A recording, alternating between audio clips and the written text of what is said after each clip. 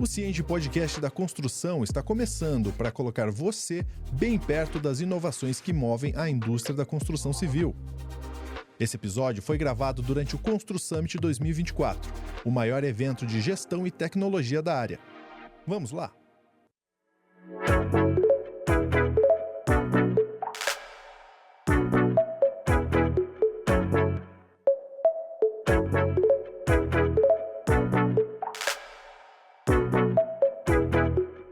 Olá pessoal, sejam todos bem-vindos a mais um episódio aqui do nosso podcast. Hoje, diferente, nós estamos direto do Constru Summit 2024 e hoje aqui com um tema que, assim, que ele é crucial para o sucesso, né, de qualquer empreendimento imobiliário. O que a gente trouxe como tema hoje aqui para falar, né? Como não errar uma análise de viabilidade. E a gente sabe o quanto que uma análise, ela bem feita, ela define tudo, o futuro de um projeto. Então, hoje, para discutir, acho que nada melhor que isso, né? Mas quem que a gente trouxe aqui para falar sobre os desafios, falar principalmente sobre erros comuns que podem ocorrer, ou como evitar, as melhores práticas, né? Para a gente garantir aí que essa análise ela seja bem precisa e eficiente. Então, para enriquecer a discussão aqui, eu vou convidar, vou pedir a apresentação aqui, tenho o prazer de bater um papo com o Rodrigo Nunes. Rodrigo Nunes, gente, ele é engenheiro, ele é especializado em viabilidade, planejamento, controle de empreendimentos imobiliários e muito mais aqui que nós vamos falar durante esse bate-papo, né? Então, aproveito a oportunidade única aqui, já queria que você se apresentasse, por favor. Boa. Obrigado. Obrigado, Sidney. Bom, primeiro eu quero agradecer o convite, agradecer a todo o pessoal aí do ecossistema da Softplan. É um prazer, é o segundo ano que eu estou participando aqui com vocês. Para quem não me conhece, depois entra lá no Instagram, é @inge.rodrigonunes. E nós temos um escritório onde nós trabalhamos a parte de viabilidade, planejamento e controle de obras. Eu tenho uma formação na área de contabilidade, sou engenheiro civil e gestor de projetos. Então, essa formação da contabilidade que me ajudou muito nessa visão que nós colocamos aí dentro da análise de viabilidade econômica e financeira dos empreendimentos. Legal. Imagina quanto de experiência o Rodrigo tem para trazer para nós aqui, para compartilhar. E até voltando um pouco no início, desculpa, não me apresentei, eu sou o Sidney, quem vai estar conduzindo, eu sou gerente comercial da Constru Market, do grupo Softplan. E, Rodrigo, assim, tem uma série de questões aqui que a gente preparou, mas queria, em primeiro momento aqui, entender, né, quais são os principais sinais de alerta, trazer uma provocação aqui, que indicam que o empreendimento ele pode não ser viável. O que você identifica normalmente, assim, junto da equipe? Na análise de viabilidade, o maior desafio é você justamente atuar nesse alinhamento de expectativas. Eu sempre falo para o pessoal que todo empreendimento, em algum momento, ele pode se tornar viável. Isso vai depender de uma série de fatores. Então, por exemplo, normalmente quando o empreendimento chega para a gente no escritório, ele chega totalmente desalinhado. Então, o proprietário do terreno, ele quer ter o maior ganho. A construtora, ela quer ter o maior resultado. O gerente da obra, ele quer jogar o custo da obra o mais alto possível para que ele tenha uma gordura e consiga trabalhar com folga. Então, o desafio é justamente alinhar essas expectativas para que a gente consiga viabilizar o projeto. E viabilizando o projeto, todos saem ganhando. Eu sempre brinco com o pessoal e falo, olha, um bom projeto é aquele que todo mundo sai da mesa achando que poderia ter sido um pouquinho melhor. Porque se alguém sair ganhando muito, o outro está saindo perdendo. E aí o negócio se perde no caminho. Então, esse é o grande desafio da viabilidade econômica e financeira. E a viabilidade, ela tem um negócio muito interessante que, apesar de a gente trabalhar com muitos números, planilhas, eu sempre gosto de trazer a viabilidade para um lado mais humano. Entender a gestão do negócio para depois partir justamente para os números. Inclusive, eu sempre comento com o pessoal, se você pegar economia, na faculdade não é da área de exatas, a economia é da área de humanas. Então, um produto de R$900, por que alguém topa pagar 10 de 100? Pagar R$100 mais caro? Mas é porque ele vai dividir, por alguns fatores humanos. Ele tem que pagar a escola do filho, ele tem que... Então você precisa entender esse contexto. E o papel do gerente de projetos dentro desse estudo de viabilidade é justamente fazer o alinhamento dessas expectativas, para que no fim a gente consiga aí ter um projeto com bom resultado. Mas um dos pontos principais que eu falo que você tem que se atentar é justamente na característica de cada pessoa, de cada empresa envolvida dentro do projeto. Se você não tiver essa percepção, dificilmente você vai conseguir viabilizar um projeto dentro do negócio. Antes de continuar o bate-papo, que tal já colocar as dicas desse episódio em prática? Separamos aqui na descrição do podcast uma planilha exclusiva e gratuita de viabilidade econômica. Nela você consegue analisar com precisão o potencial financeiro de um novo empreendimento. É só clicar no link para começar a tomar decisões embasadas e certeiras de investimento. Para acessar mais materiais gratuitos, visite o site do Cienge, www.cienge.com.br. E você traz um ponto aqui que depois, mais à frente, tinha preparado para conversar, você já antecipou.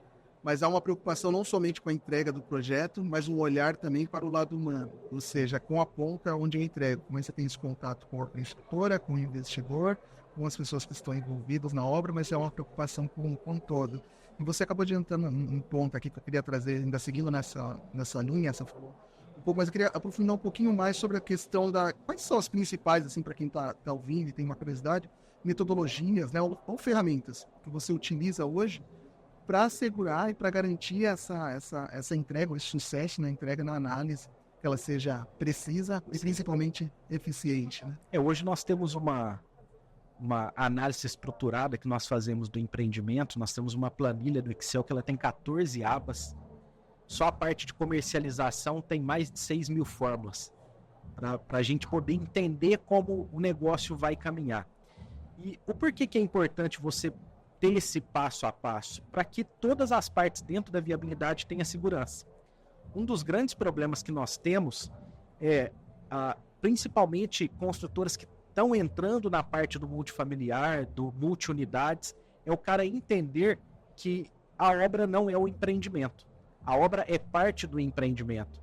Então, por exemplo, tem empreendimentos que a obra ela tem um peso de custo em torno de 60%, 55% do custo total do empreendimento.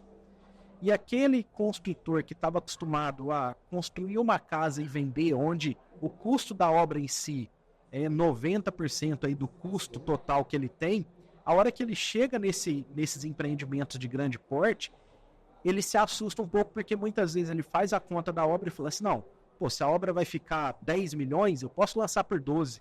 Só que esses 10 milhões é 50% do custo. Então, são pontos que precisam ser alinhados. Então, só para você ter ideia, olha, primeiro, nós desenhamos toda a estrutura do empreendimento.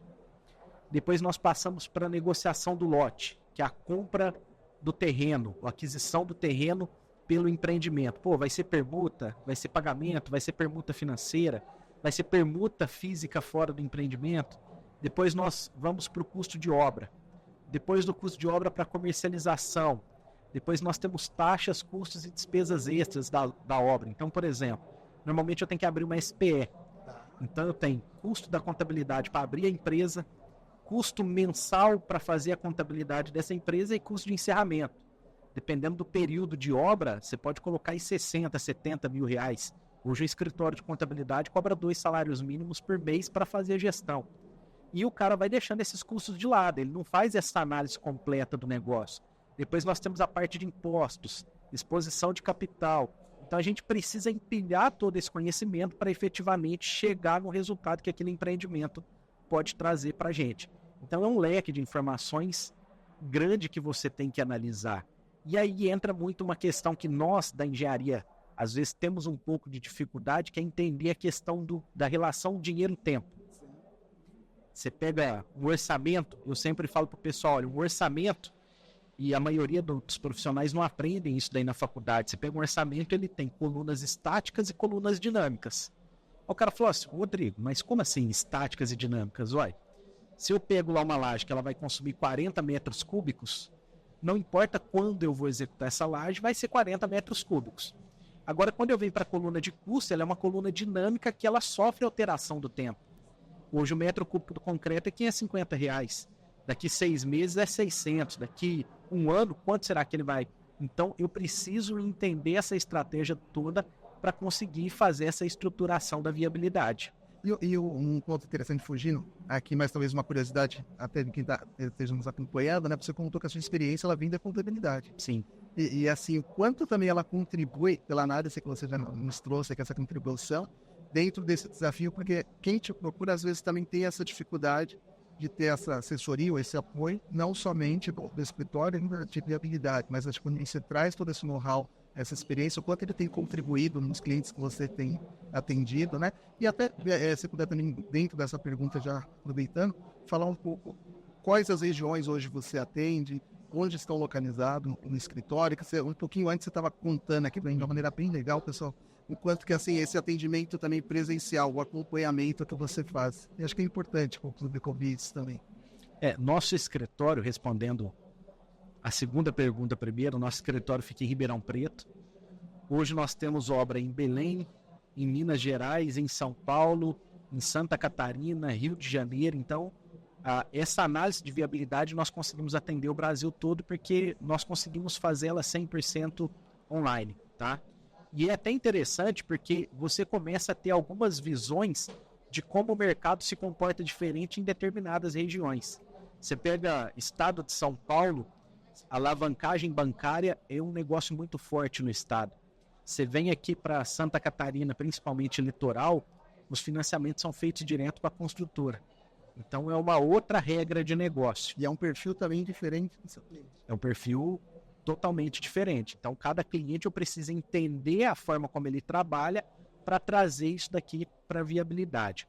E sobre a contabilidade, que foi a primeira pergunta que você fez, é muito importante o profissional que está envolvido nessa análise de viabilidade, ele entender sobre essa relação do dinheiro-tempo. Vou te dar um exemplo. Nós estávamos negociando um empreendimento e o pagamento do terreno seria através de permuta. O que é a permuta? Eu vou fazer 100 apartamentos, eu chego para o proprietário do terreno e falo assim, olha, 10 apartamentos eu vou dar em pagamento pelo terreno. Só que ele vai receber esses 10 apartamentos daqui 3, 4, 5 anos quando a obra concluir. Então, o terreno, nessa negociação, ele tinha chegado até a gente através de um corretor. E aí o corretor falou assim, olha, e tem um pagamento da minha comissão. Então, se você vai dar 10 apartamentos vezes o valor do apartamento, vai dar 3 milhões, então você tem que me pagar X de comissão. E aí entra a importância de você entender essa relação do dinheiro. Porque aí na negociação eu falei para ele o seguinte, falei, olha, só que é o seguinte, o cara vai receber 10 apartamentos daqui 4 anos. Eu posso pagar sua comissão daqui 4 anos? Aí eu te pago o valor em cima dos 10 apartamentos. Não, você quer receber hoje? Eu vou pegar esse valor e vou trazer a valor presente. Então, quanto que o terreno vale hoje? Porque eu tô te pagando hoje. Tô te pagando. O cara, ele só tá recebendo esse valor porque ele vai receber daqui a 4 anos. Então, se a gente não entende essas regras, muitas vezes você acaba tomando prejuízo ou levando um negócio a tomar prejuízo por não entender essa relação do dinheiro. Entendeu? E é importantíssimo, assim, ponto que você traz e compartilha com todos, porque você vai a um detalhe que quem não está no dia a dia, não tem esse cuidado com a viabilidade de um projeto, a visão do todo. Eu costumo dizer muito assim, uma visão até se me permite helicóptero, né? Que você sai de quem está na operação, você traz um olhar de fora, sim, mas ao mesmo tempo também você está dentro da operação. E dando essa visão do futuro, esse cuidado. Então, qual que é essa relação? Até marquei aqui, o dinheiro versus o tempo. Então, ter esse cuidado dessa análise é importantíssimo. E é importante você ter um profissional de fora, porque o que acontece muitas vezes é que, por exemplo, está lá na mesa o proprietário do terreno, a construtora, o incorporador. Entre eles existe uma barreira que é o negócio em si. Tudo aquilo que o dono da construtora fala para o dono do terreno, o dono do terreno está do outro lado sentado pensando, falando, esse cara está me falando isso daí porque ele quer ganhar mais em cima de mim. Na hora que você traz uma pessoa de fora para negociar com todos, você é um cara isento do negócio, tá? Você precisa mostrar para todos ali que é importante o negócio viabilizar para que todos ganhem. Porque senão o cara vai ficar só com o terreno, a construtora sem obra e o negócio não vai para frente. Então, quando você traz um analista, você facilita essa negociação. Porque você tem um mediador no negócio que vai entender todos os lados para trazer a melhor situação para o projeto. Conectar de uma maneira que todos possam caminhar Sim. junto, né, no mesmo objetivo.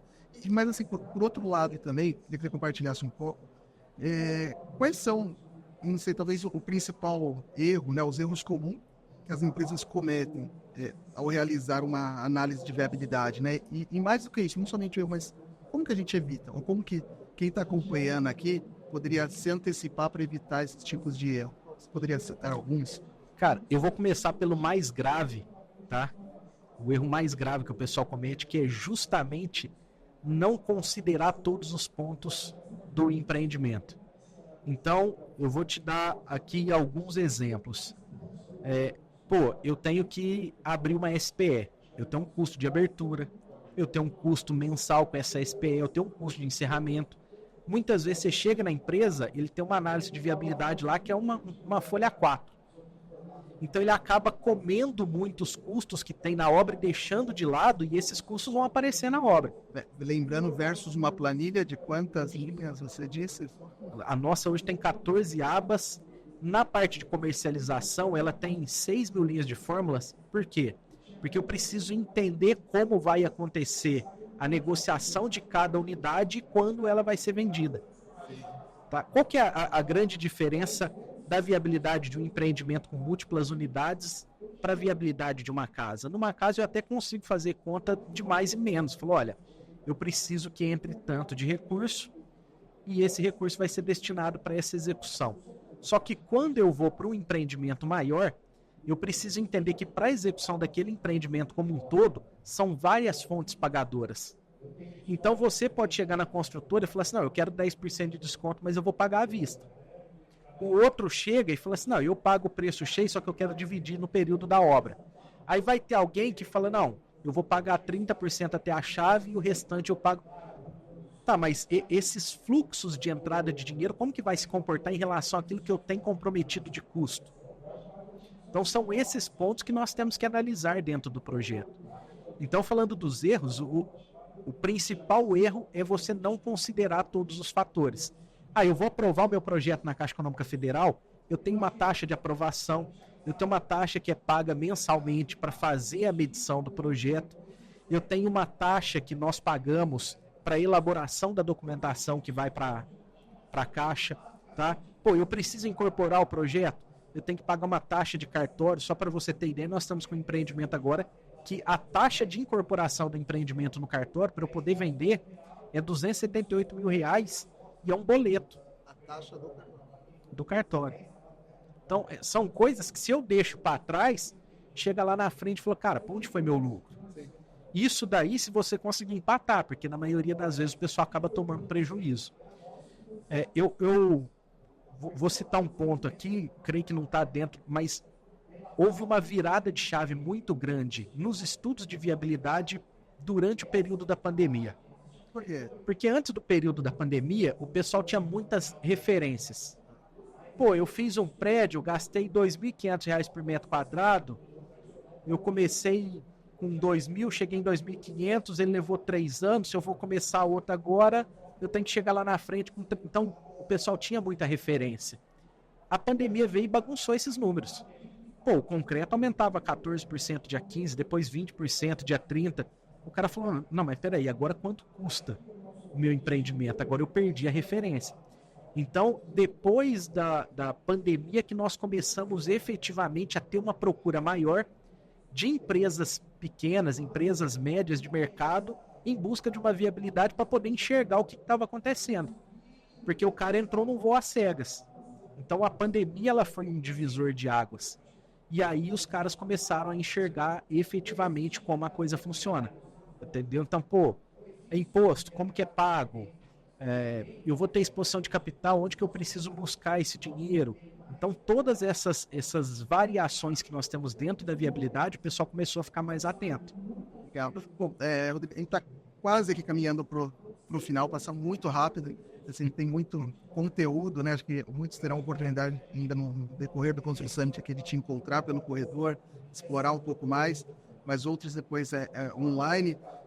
E eu queria, assim, se você puder trazer, não precisa dizer o nome, se for o caso, mas qual que foi um dos projetos ao longo da sua experiência que foi mais desafiador e deixar essa mensagem para o pessoal também, assim, o que fez desse projeto desafiador, mas acho que quando se fala com o Rodrigo, quanto consultor, você gosta de lembrar desse projeto e colocar aqui quais foram os pontos dele e como que você trabalhou ele, se você pudesse trazer um... Hoje, se eu pudesse selecionar um dos projetos que nós fizemos, nós temos um projeto na cidade de Ribeirão Preto que são 240 unidades. E envolveu uma questão, porque nós fizemos a demolição de uma mansão para execução de um empreendimento, e aí nós tivemos um problema que esse empreendimento aí, ele fazia muro divisa com a casa de um cara que é irmão, eu não vou citar aqui o nome, mas é irmão de uma pessoa muito influente no cenário político nacional. Então, só para você ter ideia, nós tivemos durante a fase de aprovação do projeto, nós tivemos um momento lá que simplesmente o projeto sumiu na prefeitura. Ninguém sabia onde estava a pasta do projeto. Entendeu? Então foi um projeto que entre o início do estudo até o início da obra efetivamente levou aí praticamente quase 5 anos. Só que nesses quase 5 anos nós já tínhamos feito a demolição porque já tinha saído a aprovação do projeto, de repente a obra foi embargada e aí nós tivemos que fazer um outro estudo de viabilidade, nós tivemos que fazer várias reuniões com os condôminos para colocar o cenário, falar, olha, está acontecendo é isso, nós estamos sofrendo influências externas, nós estamos tendo problemas que não estão relacionados com o gerenciamento da obra em si, mas que impactam a obra. Tá? Então, infelizmente no Brasil nós temos alguns problemas que fogem um pouco do nosso controle, mas nós temos que tentar deixar esses problemas o mais previsível possível. Então, esse foi um projeto bem desafiador. Graças a Deus concluímos o projeto já está entregue faz 3 anos, mas foi aí entre início de estudo até conclusão do projeto, foi praticamente 7 anos de trabalho. Assim, acho que finalizando aqui da minha parte, tem uma série de perguntas ainda e o papo é tão bom. A gente tem a oportunidade aqui no podcast de bater, para receber profissionais como você, a gente aprende. Então, por mais que seja uma conversa rápida aqui, mas você deixa bastante... ensinamentos aí, e eu quero finalizar justamente com uma pergunta. No início ali você falou justamente sobre isso, não somente a questão de toda a análise, toda a complexidade que há, enfim, todo o cuidado, mas um cuidado também com pessoas, e acho que isso é sempre importante, acho que todo o processo, a pessoa ela é importante. E para quem está nos assistindo aqui, se você pudesse deixar um conselho, né, que ele está prestes a iniciar uma análise de viabilidade de um empreendimento imobiliário, qual que seria a dica do Rodrigo aí mais importante para que ele possa garantir o sucesso de todo o processo? Cara, só para você ter ideia, essa planilha que nós utilizamos, hoje ela está na versão 40. Eu comecei ela em 2008. E comecei justamente porque eu comecei a enxergar que o dinheiro dentro dos projetos na engenharia tinha uma visão um pouco diferente daquele que nós estávamos acostumados em outros projetos. E hoje eu falo pro pessoal o seguinte, nós não temos muito tempo, o mercado hoje com tecnologia, com informação. Às vezes o pessoal fala assim, mas me indica um livro para ler. Cara, posso te indicar um livro para ler, posso te indicar, mas o melhor formato hoje é contrata uma empresa que já tem know-how no mercado, que já tem experiência, modela o que ela faz e aí depois você implanta nos seus outros empreendimentos. Mas é muito importante você estar cercado de pessoas que têm o know-how no negócio. Entendeu? Que entende daquilo ali. Essa questão de gestão de pessoas é uma característica que a gente observa muito lá nos nossos negócios. Por exemplo, o cara tem só um terreno, tem só um lote, que foi herança que que o pai deixou para a família. Normalmente, isso daqui é uma característica de cliente que ele não tem muito apetite a risco. Então, eu vou direcionar esse cara para uma construtora que já tem mais anos de mercado, que já tem uma estrutura pré-estabelecida, só que ela não vai oferecer uma rentabilidade alta. Por quê? Porque ela tem vários negócios na mão. Em contrapartida, tem outros investidores, o cara tem 200 terrenos, e ele quer rentabilidade. Então, às vezes, eu tenho que trazer ele para uma construtora de um porte médio, de um porte menor, que ela está disposta a pagar um pouco melhor naquele lote. Então, você entender esse comportamento dentro dessa negociação é extremamente importante. Ótimo. Rodrigo, agradecer o seu tempo. agradecer o conhecimento que você compartilhou aqui, a oportunidade desse bate-papo. Espero que todos aí possam ter aproveitado. Você quer deixar alguma consideração final, alguma mensagem para finalizar, ou alguma pergunta que eventualmente que eu não tenha feito você gostaria de... Primeiro eu quero agradecer a oportunidade, agradecer o pessoal que está aí nos assistindo. Depois, você que tem interesse aí na parte de viabilidade, é só entrar lá no nosso canal do YouTube. Nós temos uma sequência lá de 22 vídeos mostrando passo a passo como nós fazemos essa análise. Lógico, não é uma análise completa, porque são vídeos de 5 minutos, 4 minutos, mas serve muito para o pessoal abrir a mente e entender, tem um caminho aqui que eu preciso seguir. Eu não posso sair a esmo tentando fazer um empreendimento. E uma dica que eu deixo, cara, é assim, a construção civil, ela é um mercado que ela tem uma barreira de entrada muito baixa.